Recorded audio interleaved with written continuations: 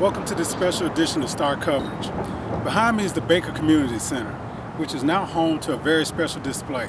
Back on August 23rd, Millington Central High School welcomed back dozens and dozens of great Millington Trojan football players for the 100th season celebration. And the Millington Performing Arts Center became home to a display starting from 1926 going all the way up to 2025. Some of the greatest memories, moments, players to ever be associated with the black and gold, the Millington Trojans, were on display. So now you have a chance to come to the Baker Community Center here in Millington to look at this special display. So come on out to Baker Community Center and check out a piece of history.